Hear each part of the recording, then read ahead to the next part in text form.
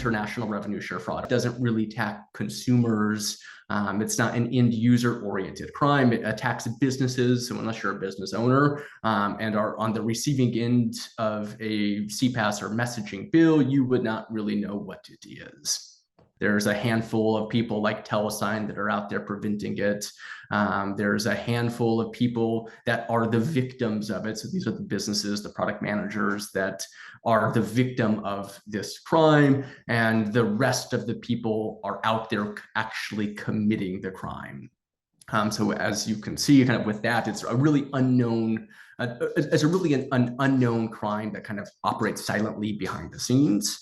In terms of a definition, it's a type of fraud. It's a communications fraud where fraudsters are exploiting pricing structures of international phone numbers, premium rate phone numbers, these really expensive phone numbers, and they're using technical means to generate or inflate traffic. That could be call traffic, that could be messaging traffic, but they're driving a high volume amount of traffic to these very, very expensive phone numbers that they possess. And they're working behind the scenes with mobile network operators in sketchy countries. And they're doing that to rip off businesses that are actually disseminating these text messages. So kind of with that definition, you still might be wondering, well, what does that actually mean? When I first started here, like I said, I was Googling it. I was trying to wrap my head around it. I was having a difficult time. And someone kind of explained it as one of those 1-900 numbers that you used to see on TV commercials back in the day. So here we have Hulk Hogan. If you're a kid watching wrestling, you might have had the urge to pick up your landline and dial that 1-900 454 Hulk phone number. As you can blurrily see on the screen here, the first minute of that call was $1.49, and each additional minute thereafter was 99 cents. So when you picked up the phone and called this number, your mom or dad would have received a bill from your phone carrier, from your local AT&T provider, and you would have been charged for that call. So this here is called a premium rate number, which is a more expensive phone number to call or message. So conceptually, this is kind of what these fraudsters are doing. They're acquiring expensive phone numbers. Not all phone numbers are created equal. So if you're sending a text message to a phone number, if a business is sending a text message to a phone number in the United States, that is going to be a fraction of a cent. That's going to be 0.00689 cents to send that text message.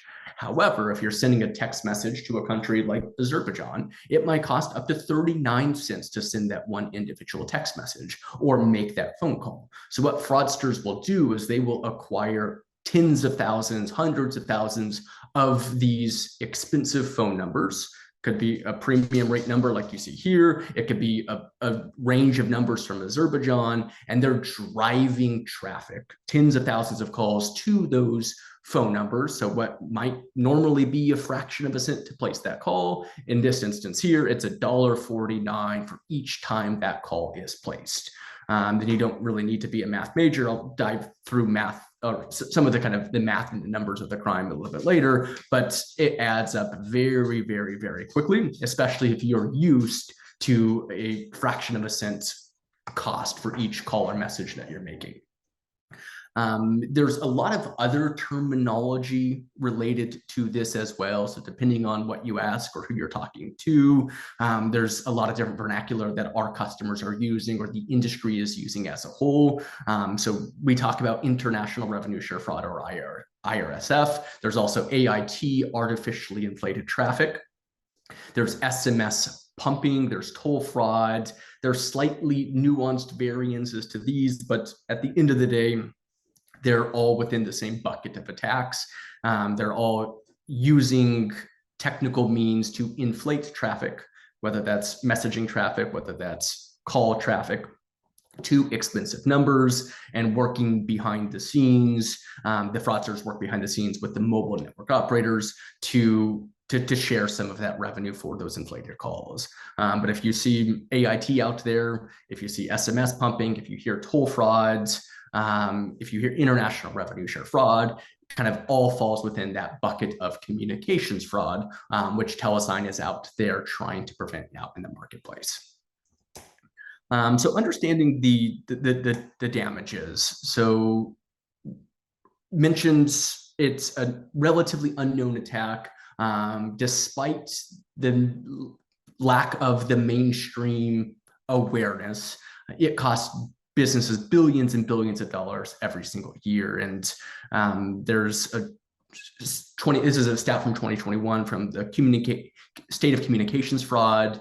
It's predicted or estimated that IRSF costs businesses more than $8 billion annually. In actuality, a lot of experts say that number is probably going to be a lot higher because many businesses don't even know they suffer an attack.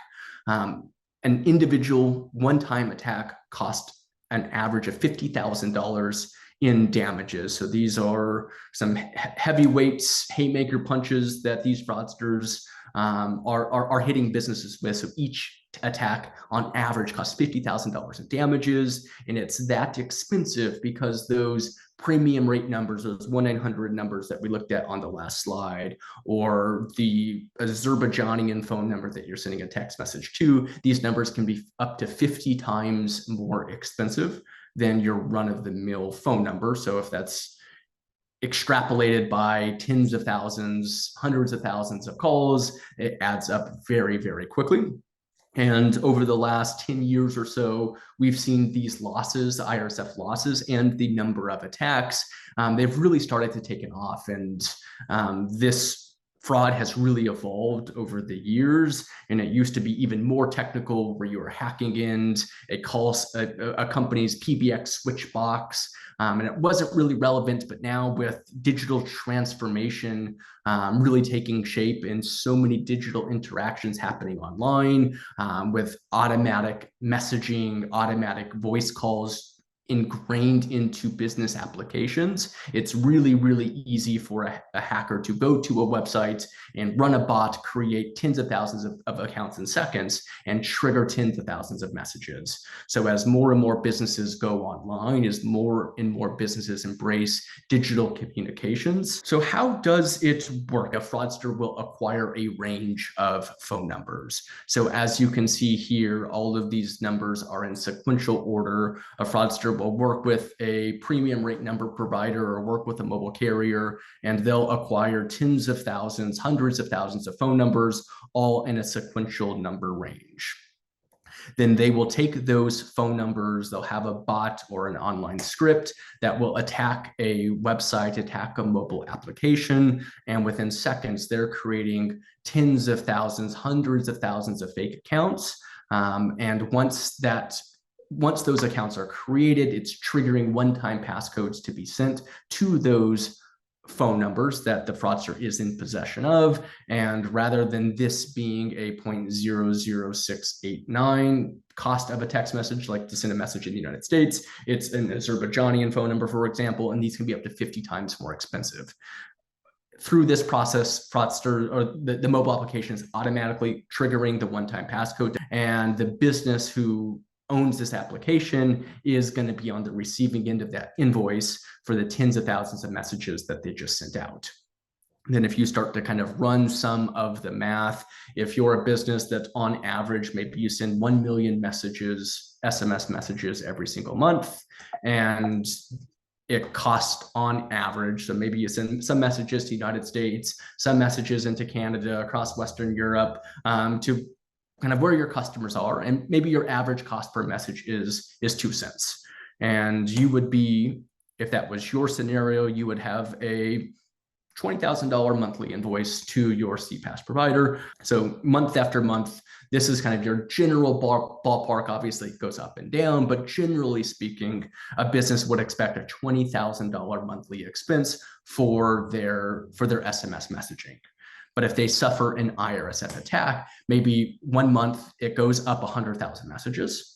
And all of these messages were sent to Azerbaijan or some other country, and that average cost of message is 39 cents per message.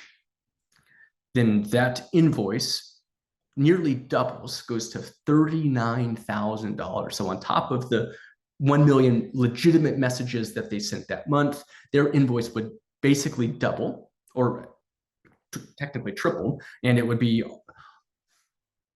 almost $60,000 that they would experience, and that would be the extra charge. So that's kind of the risk for businesses. They have these IRSF attacks. They happen in literal minutes. You saw kind of that bot, that script creating all of those fake accounts, generally happen overnight or on the weekends, when kind of your guard is down. You don't really have a lot of support for technical means, kind of monitoring your inbound traffic. But this is kind of the huge risk for businesses, is getting hit with that attack. Within minutes, you're sending 100,000 messages to this expensive country. And later that month, you receive a very expensive invoice that sometimes you're scrambling to pay.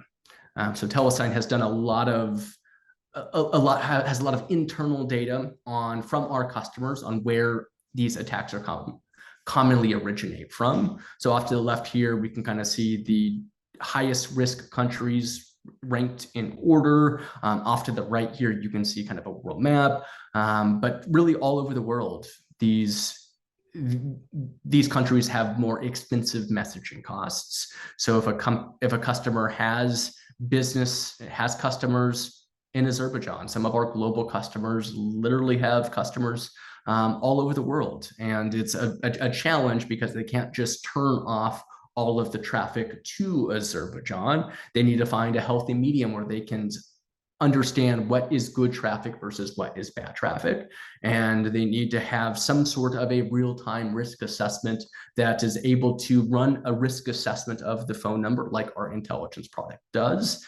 And they can make that real-time decision of, this looks like an IRSF attack. This is from a risky number range. And that's what Telesign does. And that's kind of like one of our big points of differentiation, is we don't necessarily require customers to block all traffic from a single country. We run that risk assessment that creates less friction for the user, that creates a more streamlined operations for the business. So how Telesign is defending against these international revenue share fraud attacks: he hits the create account button. Rather than immediately sending that one-time passcode, Telesign Intelligence runs a real-time risk assessment of that phone number. And we're able to analyze phone number data attributes. So we can immediately, right off the bat, look at the phone type. And we can see, is this a mobile phone number? Is this a VoIP phone number? Is this a premium rate phone number? We can look at the carrier, and that will help us detect where in the world this phone number is registered to. So if it's in Verizon Wireless, it probably means it's a US phone number. But if it's a geo, that might mean it's an Indian phone number. We can look to see if this phone number has been blocklisted by our customer or by other customers. So has it been seen across our network? Do we know it's a fraudulent phone number? Kind of yes or no. We're also looking at phone number velocities. So Telesign sends billions and billions of verification one-time passcodes every single month. And there's a lot of human behavior that we can detect from what normal traffic looks like. What if you put your phone number or my phone number in there, and maybe you receive 4 or 5 one-time passcodes a day? We can start to model what human behavior looks like versus what bot behavior might look like. We can also assess an individual carrier's behavior as well, and start piecing together these different traffic patterns and start to detect what risk looks like.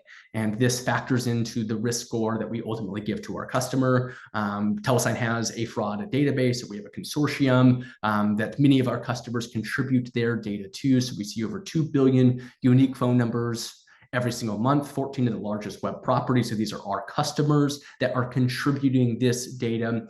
So if customer 1 sees the phone number and says, yeah, this is a very high risk phone number, customer 2 sees that same phone number, we can pass that information along to our customers, and that factors into the risk assessment that we deliver. And lastly, there's a range of phone numbers that we're also evaluating, and kind of evaluating that entire number block. And if there's risk signals across that number range, maybe there's some unassigned numbers, maybe this entire block is from a high risk country. So kind of when we evaluate all of these different risk signals, these static and behavioral attributes, we kind of have that near real-time analysis. We're delivering a score back to our customer. That can be a high-risk score, that can be a low-risk score, but we're empowering our customers to make that near real-time decision, whether to block that interaction, prevent that one-time passcode from being sent. If we don't detect risk, there might be generate a lower risk score that we deliver based on our customer's threshold, and they could allow that one-time passcode from being sent. So to kind of summarize, our intelligence or machine learning product runs a real-time risk assessment of the phone number and delivers a risk-based score to our customer. And they have the data that they need that can help them better make a risk-based data-driven decision when to allow or when to block an interaction, a phone call. This could be on the inbound of a call center. This could be an outbound of the one-time passcodes. So there's a lot of unique places that our customers can plug the machine learning into their business systems and prevent fraudulent inbound calls, fraudulent outbound calls, fraudulent messaging. So a lot of use case and utility when intelligence, the machine learning, is plugged into our customers' ecosystems. So how does it deliver for our customers? Well, there's tons of really, really powerful examples of our customers using this and having immense ROI. So here's a global B2B enterprise software customer. They use intelligence to determine when to send a message and when not to send a message. On average, they average 4.6 million messages sent every single month. In this specific instance, they were suffering some traffic from very strange places. They weren't really sure what was real and what wasn't real. They turned on intelligence and they immediately came to the conclusion that 98% of those messages, of those 4.6 million messages, were deemed to be from a high-risk number. And it was once they implemented and turned on the intelligence portion, in 1 month, they saved nearly $250,000. Here's a music streaming company, again, delivering very positive ROI to our customers. Once they activated intelligence, on average, they were blocking 430,000 fraudulent messages from being sent every single month. On a per month basis, they were saving $165,000. And over the course of their 2-year contract, they were saving more than $2.5 million. So this technology truly can pay for itself for our customers. In today's economic headwinds where businesses are looking at their bottom line and they're very focused on their profits and their losses, this is a really powerful, a really effective way that they can ensure that they're not wasting investment, they're not wasting revenue, they're not spending on fraudulent messages, and it's a really powerful with success stories across every vertical, across every industry, and provides really an insurance policy for our customers that they're not sending messages to fraudulent users, to fraudulent numbers, which, as we talked about, can add up extremely fast.